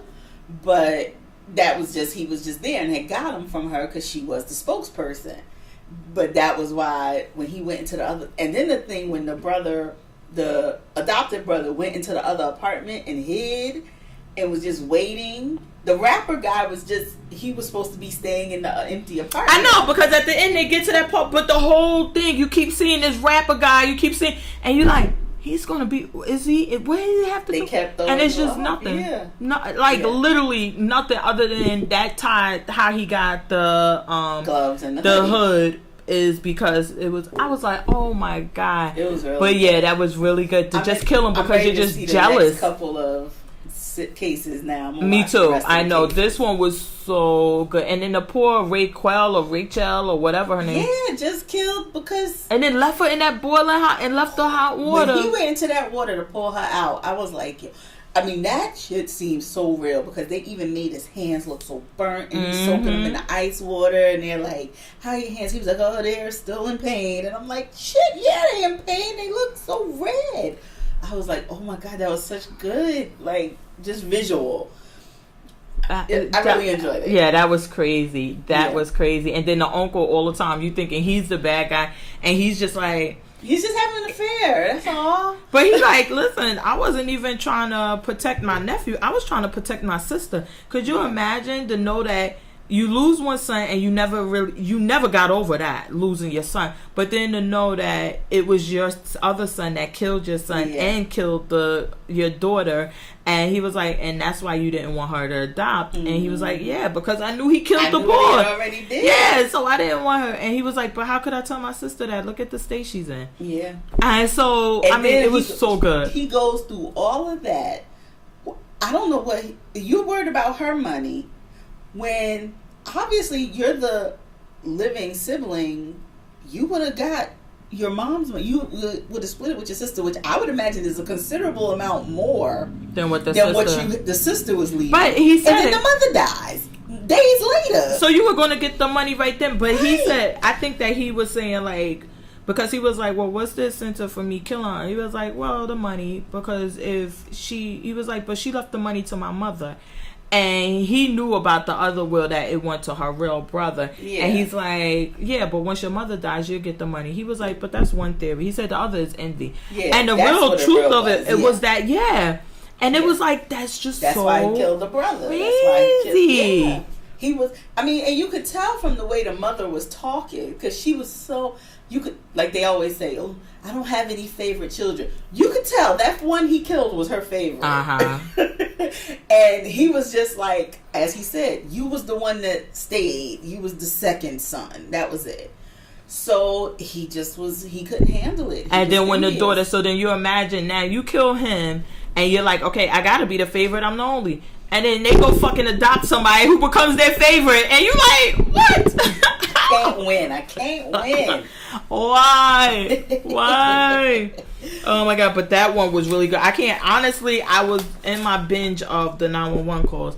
But I cannot wait to get back so I can finish watching the other season. The only thing is that you got to really pay attention, so I might not get all of them through until I could get these kids to sleep. Because that's what took me so long this morning, because I was watching it, then I would fall asleep, and then the kids would come, so I had to pause it because you had to pay attention to each and every detail. Like the girl the uncle was cheating with, it was like she was really irrelevant to everything other than she was just cheating with the uncle. But you're like, well, is there a reason? And then you realize realize why she's standing out on the terrace and she's naked and the husband, and it's like, well, why is he? Oh, they're cheating. Oh, it had so many red herrings for you to go be looking at, and then it was like, it was very simple. Like you said, you put it together, just not sure why. Francie put it together, just not sure why. So I was like, okay. I wonder how the book was. Yeah, I would be interested to read the book. Because I wonder if this was her book that she wrote. Remember, right after she finished all of the Harry Potters, which this lady don't need no more money. She's obviously got other ideas. And well, she came up with this fake name that she was writing under, but it was so dumb because everybody knew it was her. Right. So I think it was that after the first one she did on her own didn't do well, that then they were saying like, well, it's J.K. Rowling. This is her anyway. Like, so y'all gonna love it. Just love it. Just fucking go. Act like it's Harry Potter. All right. Oh my goodness. So, did you have anything else? No, I don't think so. I watched a lot of. So you want to go to your picks? I watched a lot of Rescue 911. Oh, well, Love Is. You said you watched it. Did you catch up on them? I didn't watch episode 3. Is that the one where she had the lipo? No. Well, maybe it is because I didn't watch it. Oh, you just didn't watch that I watched one? episode 1 and 2. What do you think about the show as a whole? I don't like it. Why? You don't like Love? You're gonna hate me. I think it is. It's hard for me to say this knowing it's based on a true story, but it seems to be just a tale of why women should put up with sorry ass men. How did you get that from there? He is living with someone. He got a kid he don't take care of. He ain't got no job. He, again, is living with someone. And you out here trying to meet this woman, and she's like, you're not giving her your full story. You're not giving her all this background. You just so romantic. Well, it's because it's only their second date. This is their first date. But they in love. They love each other already at 4 a.m. in the morning. So at least you could tell me, hey, and I'm a dad. And, oh, yeah, I'm out here 4 a.m. in the morning. Mind you, he pissed me off when he kept that damn restaurant till 4 a.m. in the morning, and you ain't leave that man no tip. Well, you don't have any money. But, damn it, then you should have left at 11 when the place closed. Hey, bro! That made me so mad. Oh, and then it's cute because the little flashbacks and the paging and 911 and the 314. I love how they tell a story with them as an older couple and then going back. I do like that, and knowing that that's them, it's a little easier to swallow. But if you was just telling me this story and I didn't have a older couple to look forward to or know that this was based on like the whole Marvin thing and stuff like that, I would be pissed as hell with this story. What? I thought that it was, oh my God. When I say I love this show, I thought that, not that he's what's name, because we saw he's with that apparently him and Ruby were a couple, but then they broke up. And Ruby was okay with that, and he was okay with that. It's just so happened that he can't go anywhere because he's broke. So they kind of agreed to this roommate situation until he could get himself together or however. It's only when she sees that somebody's taking an interest in him and that they're calling that now she's back interested in him, because we saw like she's like totally content with him just being in front room, sleeping on the floor, or doing whatever. She don't want no parts of him. And then once she starts getting calls from this girl, now it's like, maybe I should. Yeah, right. Maybe I got that. But the whole thing, sleeping in the front room the whole time? Because I only saw him sleeping in the front room after he came home at 4 fucking a.m. from this date. Well, he was, because that's the first time that we see them together at the apartment. But he says that I think when him and his friend are talking, and he's like, "Yeah, I'm still on the couch or whatever," that they aren't together. I believe him. You paying rent somehow in ass. my favorite. She was mad. She was mad, yes. But I don't know. It struck me as I sleep on the couch until I gotta lay this pipe to keep Ruby quiet for a couple more weeks so I could still live here rent free. He pissed me saw off that when episode. He gave out her phone number. I don't give a damn. If you ain't paying no rent here and you not digging me down, you do not give out this phone number and have nobody calling here asking for you. Oh, he made me mad. Oh my God, no. And it makes me mad at my guy from The Wire just for playing him. And I don't want to be mad at my guy from The Wire because I love him. But just watching him play him, I'm looking like, you sorry Negro. But you see, what's her name is doing a great job. Because he was Lala in Black Lightning. I have to admit, yes, he is acting his ass off. And I do love like the whole thing when he was in when Ruby put him out, and he was in the parking lot getting ready to take slide, and he was washing his hands, washing his feet, and washing down. I was like, oh, okay, yeah. He down on his luck. Oh. You saw the episode or the part where and they go and crack, and she's like, you use Ramadan to save your behind from getting kicked out. And maybe that it is some truth. Like, he know, like, okay, every once in a while I gotta give her some wink. If I'm praying when she But then he like, I'm gonna start praying and she can't kick me out. She was like, okay, I got up. This Negro was praying. I go take a shower, get some breakfast, iron my clothes. I mean, you still in the same spot praying, Negro? Really? But I wonder how they're going to tell the story of his son, because the real story between them two is that he had a son when he was 13 or 12 or some crazy age like that, but really, really, really young. Right. And that I believe in real life his mother was in prison or dead. And he had the son when he was like 13. So I guess that's going to come up and he's going to tell her like what it is. So while I know like it's because she's saying like you tell her you have a son or whatever. But I think that once they tell the story, it's going to seem like, okay, it's not that clear cut. It's not like you're a deadbeat dad that had a kid and you just left him and don't take care of him. When he told her when they were having their 4 a.m. date, didn't he tell her something about his mother being in prison? Or did he say his father? I think he said his father because he calls his mother. Right. What I'm interested in, this is where this show will be saved for me. I'm going to watch the 3rd episode. I don't think there was one this week. It's up to 3. Is it 3? Because I think it's if it's 3 up there, then yeah, it came on this week though. There was a new one this week. Okay. So then that means I'm 2 behind. I got to see 3 and 4. Where this show will be saved for me is her stealing his jokes and getting to rise on her job without any royalties for him. Because she stole his joke, and that's what got her to the table with Marvin.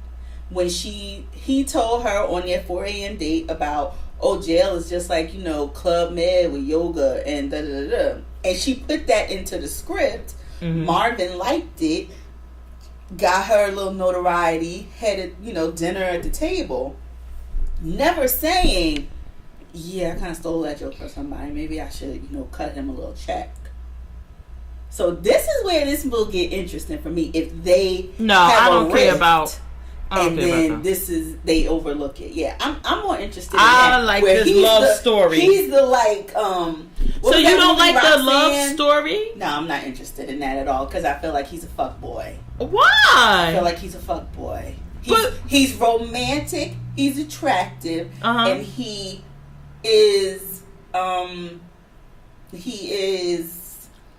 seems like romantic. Like he can. Turn a nothing into a something, and you float through life on that. And because the thing is that the whole story is that he left his life because he had the dream of being I think he wants to be a script writer, right. not or whatever. Right. And but in real life, I think he's a director. I think he's directing now, but and producing. Yeah. So he wants to be a screenwriter. So he went out and like, you know what? I have to leave all of that behind. Because even we saw in the first episode where he's walking around in his underwear as if they were shorts. And he meets her and he like, look, last year, remember, she was broke with no money, and now she's writing on Marvin and this and that. And I think that that's the thing, is that he left all of that behind, and what his struggle was to follow his dream. And that I'm assuming that the story is like, you can't just judge, because she judged people on where they're at just based on the outside looking. Right. Like, okay, you're like, oh, well, you don't have a job, you don't have this, you don't have that, and bye. But then you don't get to see who they are as a person, because then she was dealing with the guy who had plenty of money and everything, but he's not a good person. Right. And so I guess that went into it. And I think that the whole thing of them falling in love on the first date and all of these other things is kind of romantic and kind of we hear the stories, but they don't call it falling in love. They say have sex. Like, we hear the stories of, oh, well, we had sex on the first night and we're still together. It's not the same in that. Right. I don't know if they're trying to do a play on that, but oh my God. When I say I love this show. I don't know, because can you learn and maybe I got to get through the whole season to see it, but do you learn a lesson of not judging a book by its cover if you're not given the whole story to not judge? She didn't want a guy with kids.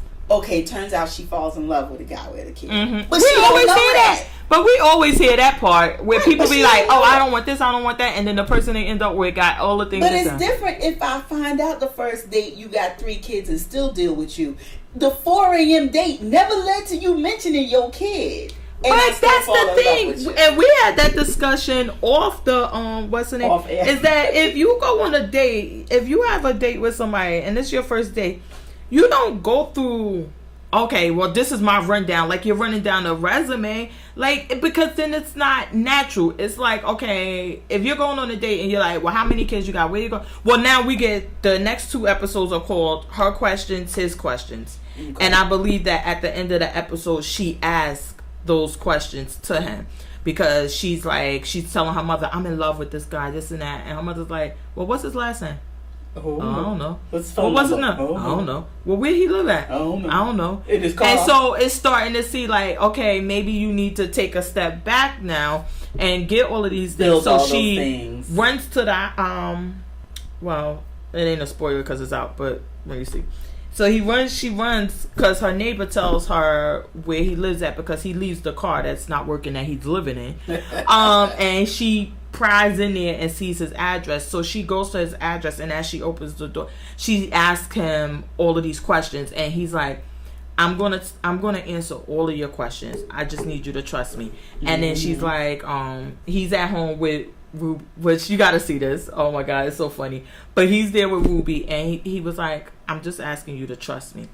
And I guess the premises and everything is that she had every reason to run the other way and like, no. But I guess that's why I like the part that they showed them as an older couple to kind of show like, we would have never got to this if we didn't go through this. Don't be bitter and jaded by this. It's love. Bitter, love. But love. I love love.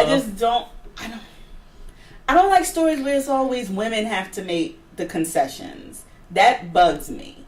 And I mean, she didn't have to make you always have to say, no, I don't want a man with no kids. Oh, I guess if he got 2 kids. But what if it's something to be said? You are supposed to. You do lead with not resume, but that's just. And I guess it's showing that they didn't go this conventional route. Mm-hmm. Because yes, on a date, you just talk about yourself, and it just seems that he intentionally left the things about him out that would not be attractive to her. He intentionally left out that he lives in his car. He didn't live in a car at that moment. He intentionally left out he was living with Ruby and paying dick rent. He intentionally leaves out that I can't even, this ticket that I'm giving you was turned down by Ruby as the rent that I didn't pay in Dick. And like, and then she's making all these assumptions, and maybe that's gonna be the thing to tell you too, that you can't assume someone's story, and you have to ask these questions maybe initially, because in order for them to give me more than season 1, it's gonna have to be that this does not turn out so rosy in season 1. You know what I mean? But I don't think that. So honestly, I don't think that is that about her making a concession. I think it's trying to show that some of these traditional, and I haven't been out in the market and single as a full-fledged adult, so I don't know the same. But I had a lot of friends, and it's like, well, he can't have this, he gotta have this, he gotta do this, and then you pass up all these good guys because you have this standard, or I'm gonna use air quotes on standards, because all my friends that had those standards, trust me, they did not keep them at all when it came to time.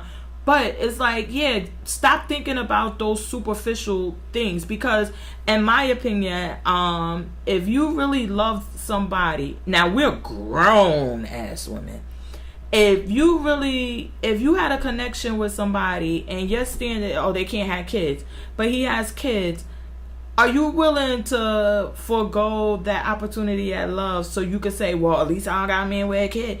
I mean, that's the thing. And then also about this whole thing, it's like an investment on anything. You meet somebody, women you don't know. Always bet on a man's potential. A man don't bet on your potential. I don't feel like that story is ever told. It's always a woman betting on, yeah, he broke now, but he gonna be a baller. He gonna be a basketball player, and we gonna get paid. He gonna be a rapper. But I don't see that betting on a man's potential, and I don't think men are never shown stories where they make that same investment. To me, well, I don't see that this one is that, in my opinion, because now she's doing really well. She bought the house. I didn't see that him having money or not having money was an issue. It's like, because I'm doing well, and as she understood, I thought that's why they told the thing in the beginning where she was broke the year before and now she's on the show. Like, she understands how it is to be in LA and trying to get that start and not getting it, and but she all don't of those have things. Those elements of the story yet. She don't. He didn't give her that to say, I understand where his struggle is right now. She don't. Only thing she see his struggle right now is that he got a hoopty. Well, no, he gives her the script, or is that in the last episode? Because he has a script that he was writing or something, and they actually read it or something. And they actually read it. Episode 3. I haven't seen and that so yet. I think, I don't know. I've gotten from the first episode to episode 2, which is where they have the 4 a.m.d. And she's there when he shows up for the concert. Oh my god, how did that? I love these grand gestures. Oh my god, that scene where he's going to turn around and sell the ticket. You just love these grand gestures. And she's right there. I'm like, and the guy tried to stop her from leaving. I love that scene too. And she was like, no, you don't have my life in your hand. These grand gestures. You have my coffee. I love when she said it. When did this page come in? Oh my god. And you call the number. And Ruby like, that nigga don't live here no more. Don't call back. But Nori. You saw at that point, I thought that was really good also. Is that she's like, and he doesn't this and that. And then when she's like, okay, and they speak, and she's like, you could probably reach him at, because in my opinion, what I took it at is that Ruby knew what the deal was. She knew they weren't together, and she knew that what he did wasn't any violation of them, because this is their arrangement. Right. She was just upset that, which happens with a lot of people, is that you don't want him until somebody else want him. Right.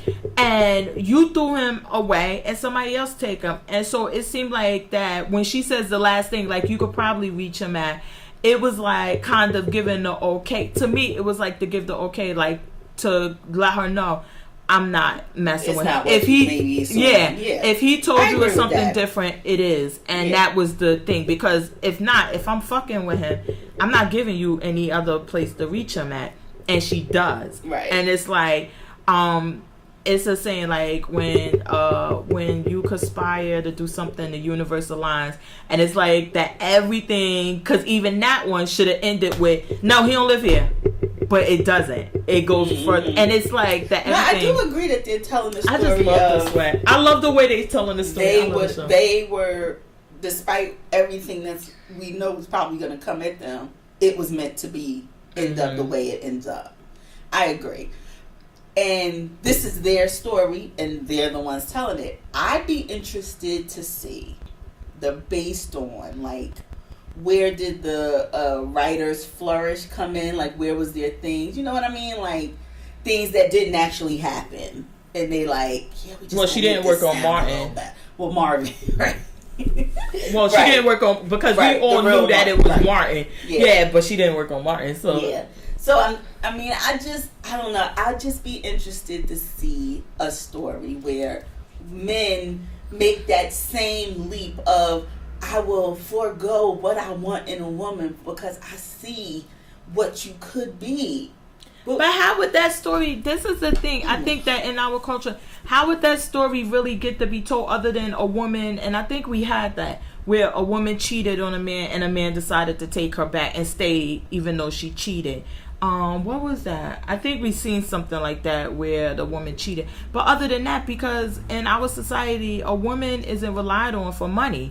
So the fact that if a man meets you and you're not working or anything, it's like, okay, well, I got to take care of her. And it's nothing. It's not a story. It's like, this is the way it's supposed to be. Mm-hmm. So I think that's the problem with why you're saying like, well, the story is always this way. Because it's like a woman not having a job or not working or having a career or something is just not seen the same way. You're not seen as a deadbeat. Mm-hmm. Because I'm gonna marry you and you'll have my kids and I'll take care of you. So I don't need you to work. Right. I guess that's the problem. So like I said, other than cheating, which I think we've had a cheating story, or what's the name, somebody having a baby. But other than something like that, right, it wouldn't be a story to tell. Whereas you clearly are showing why the story needs to be told on the other way. Because you're like, he a fuckboy. He ain't got this. He ain't got that. He ain't got that. We know this story. I know bitches who've lived this. Yeah, but if it was a woman... and it ain't worked out 20 years down the road. But if it was a woman in the same position as him, what would be the story? It would really be a big deal, right? I mean, if she turned out to be a fuck girl, I guess, and never lived up to even her potential of housewifedom... Exactly. She wasn't even a good homekeeper. She couldn't even clean the dishes. But that's what I'm saying, because there's no expectation. See your point with that. It's just like, okay, so she doesn't work. She want to be a writer. I hope. I don't know. I feel like we've seen this Tyler Perry movie. I just hope it ends differently. I didn't see this one. This is a really great. There may be gritball at some point. We'll see. But this one is so good. I think that you just need to get a little love. No, not from a fuckboy like him. Why do you keep calling him a fuckboy? Because he doesn't have a job. He's my man from The Wire, so he's not a fuckboy. But I'm just leave Lala alone. No. I thought that because I looked at in my opinion, we all really didn't love him in Black Lighting. Right. But I he do like is him in fucking this killing it. I do like him in this. And what he said is that on Black Lighting, I guess that they had already had this greenlit and knew that this was going to be the next project, and the couple actually produced and I think the man directed. That's where they met him. On Black Lightning. Yeah. So he's saying like while I was working on a show, I would follow him around. I would watch her, see how he looked at her, and then that's how he got to that place. Because I'm like, he's just fucking killing it. Yeah. I didn't think Lala could do it, and he's really killing it. But I love Is. All right. I'm gonna try. I think you need to have a more open mind. I ain't gonna know all that, but I'll watch it. You never know, because you might be meeting somebody right now, and they be like, I got this idea, and I need one good year, which we saw with Issa Rae. And he was like, all right. And she's like, well, you need to get a job. You need to do that. You need to do that. And he like, I got one. I'm telling you, and he's sleeping on somebody's couch, and he's not doing anything, and he's not making any money, but he's just working on this, and he is working on that. And you're like, you're a fuck boy. And then a year later, well, he better just not tell me. How about that? He better do just like Lala's doing and keep it to your damn self and get me hooked first. And then I can't judge you because my feelings is involved. You can't be judging people. But if you tell me from the first date, we having a date in your hoopty, and because we can't go nowhere but to look at the stars, then I'm judging. I cannot. I will not. So what picks you got for this week? I added CB Strike on as a pick for the other seasons because now it'll be caught up to date. Okay. Because that just came out of what's the name? My other pick, of course, is Sharp Objects on HBO. Yes. That's coming on. I think tonight is the first episode, so I cannot wait to see. We're doing this on Sunday, so it comes on tonight. So we'll be ready to talk to you next week. What day? But I hope it doesn't come on at the time polls. See, I think it's a 10 o'clock. Okay, then that's good. But I'm not certain because Housewives of Potomac, HBO, I don't care. Bring that shit right on. Like right after, too. Yeah, I don't care about Potomac. I watch that in the morning. Oh yeah, no. And then the other one I had, and I actually had. Oh no, it is at 9. When is Hope Pose 9? Yeah, it is at 9. Well, Sharp Objects, you move to 10. I got Take My Wife on Stars about a lesbian couple that run an underground comedy club. Oh, Take My Wife? Yeah, I'm interested. So I said, well, I'm going to give that one a check out. I have a skit. It's a movie. Roman J. Israel Esquire. Why? And I never even wanted to see it in the movies. I don't know how Denzel got nominated for that. Oh, no. I know how he got nominated. Because he fucking killed. His acting... That was it, right? That's the only good thing you could say about it. Yeah, the acting was A1. Oh, no, I know how he got nominated. That acting is A1. And I guess the thing is, do you ever expect anything less than from Denzel? But the acting was A1. The story, and I mean the story all the way through. I watched this movie late at night one night, and I got so hooked into this movie that the next morning I woke up like, I gotta finish this movie. And when I finished this, I said, you gotta be fucking kidding me. Then I said, well, if it's based on a real person, it's not much you can do. It's not even based on a real fucking person. I'm like, y'all could have did whatever the fuck y'all wanted. And this is what y'all did? Waste my fucking time? 2018? Oh, God. Stop. Oh, my God. It's about, the movie is about that he's a lawyer, but he's like some type of, they call him something, but he's like a genius. And he knows, which one of these? All of these like that. That he knows all of the rules and everything and the statutes by heart. Right. From memory. And he works in this 2-man firm, and the other guy goes to court all the time. And he just does the research, the writing, everything else. But the other guy is the face. The guy has a heart attack, so then he's forced to go to court. And he's like, he has no social skills really, and the way he talks to people and everything. Mm-hmm. So the guy stays in the hospital longer, and eventually he dies. But one of the guys who end up being Colin Farrell, right? Farrell, is that his name? Yeah. He's like, listen, the guy that died was my professor, and he inspired me to do law. But I've been killing it out here in these streets. I got 4 firms now. I would love to bring you on. I'll pay you. The guy was making Denzel was making $500 a week. So he's like, yeah, we'll definitely pay you $500 a fucking week. But he's like, so at first he turned him down. He like, no, because that's not what I want to do. I wanted to be a fighter for justice, blah, blah, blah. So he's like, finally, when he can't get a job anywhere, he goes to him.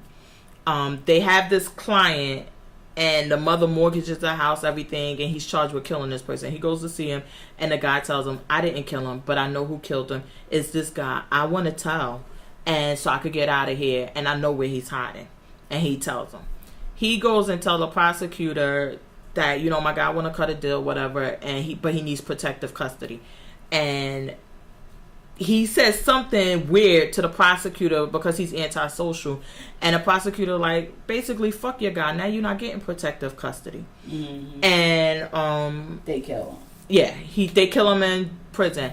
But the guy that he was accused of killing was some Armenian guy, and the Armenian community took up a fundraiser and had $100,000 to find his killer, the person who killed him. So because his client had told him who killed him, where the guy was hiding at, he goes and tells the Armenians, and he collects the money, collects the $100,000.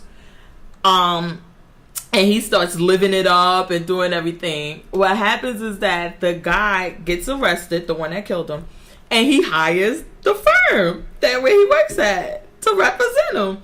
So they go in and everything, and he sees him. So he's like, because Colin Farrell is just like, he basically is like the face, but then he switches the cases off to somebody. So he's switching the case off to Denzel while they're at the jail. And he's like, well, he's going to be your point person, this and this and that. All right, I'll see y'all. So he's like, no, it's not a problem. And then the guy looks at him and says, I know you're the one who told the Armenian and snitched me out to the cops.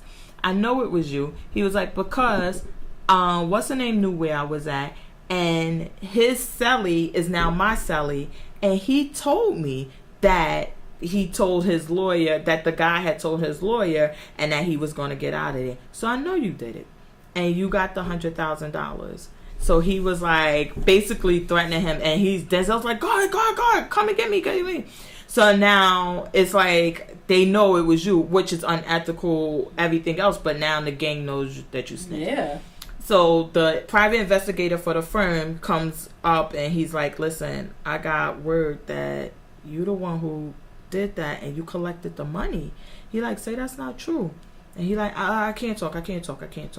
And then he goes to the other, and then the private investigator goes to the head of the firm, and he's like, listen, I got good word that it was him. He did this. And so he goes to him and like, please tell me you didn't do this. And he's not more so like unethical, because he like, it is unethical. He like, but I can't fire you, because if I fire you, I'm confirming that you did do it. Right. So I gotta, and then we're opening ourselves up to lawsuits, so I can't really fire you. He like, but what were you thinking? It's fucking gang. They will kill you. And that's what happens, that he turns the money back to the Armenians minus the money that he spent, and they shoot him in the street. But it was just like, that's it. Like, that was it. Wow. So now I told y'all in 5 minutes. Yeah. But Denzel killed it. He fucking killed it. Acting wise, everything. You forgot he was Denzel. You just was like, okay, this is this guy. Oh, okay. So I saw why he got it. But yeah, skip that shit. It's coming on again. Skip it. Oh god. But what are your picks? Well, I watched this thing on Netflix, the comedy lineup. Mm-hmm. This is the first season, and it's really good. All they did is like some unknown, and when I say unknown, unfucking known comedians. The first one I knew, I've seen her, but they do just like 15-minute skits. 15-minute sets, stand up, and that's it. And it's just, they're putting their name out there. They're giving them these 15 minutes on Netflix is worth a lot to your career these days. Mm-hmm. So it was pretty good. Like, some of them were better than others, but I like that they do this. And I can see them doing this a couple times a year. Just like, here's some comedians that we think y'all should know about. You decide if you want to see them somewhere, boost up their career or not. So it was pretty good. That was something. If you need a little laugh, you need some laughter in your life, you're tired of watching, Love Is. Because then I gotta watch my murder shows. Exactly. So, and it's only 15 minutes. It's 8 episodes, and each one's 15 minutes. Oh, okay, so that's not bad. Yeah, no, you could breeze through that. And my show Harlots is coming back on July 11th on Hulu. I love hookers. And Sharp Objects was one of my picks too, so we already talked about that. And that was it. Okay. We got some picks. Yes. We got some good TV. Well, this week was kind of light on the TV. It's holiday and everything. Yeah, so other than the stuff that was already on, it wasn't pretty much anything. But we getting up out of here because I need to go home and watch CB Strike. Yes. So I can get caught up. Then I got a couple of murders to solve. Then after I solve my murders, I'll get to... I can't. I get it because they are running Marvel movies like crazy. So maybe I'll check them. Ant-Man. Did you see it? No, I didn't go see it. Yeah, I'm not gonna go see it. I'm not. I think you liked the first Ant-Man. I wasn't a fan. I like this one better. The best part is the end credit scene. I love the end credit scene and what they did with it. Really? Yeah, because it tied back to Avengers. That's all I'm gonna say. Oh, okay. No, I didn't. So. The first Ant-Man, what I said was that it was better than Black Panther. I didn't. It's not. Oh, you didn't care. Okay. Yeah, no, but it's better than Black Panther. I enjoyed this Ant-Man better than the first one. And what about Deadpool 2? I still haven't seen it. I thought you wanted to see it. But yeah, you're gonna have a hard time trying to find it now. It'll be on Showbox in a minute. I'll probably watch it there. You gotta stop bootlegging. I gotta go see Sorry to Bother You now. That's what I want to see. I want to see that too. That seems funny. Yeah. Oh my god. Alright, we're gonna get up out of here. The new episode's available every Tuesday on SoundCloud, iTunes, Google Play, YouTube. We're on Twitter at JMOAbout. At Notorious FPG. And Instagram at The Life of a TV Addict. Alright, we're about to get up out of here. # stay addicted. Enjoy your week. Alright.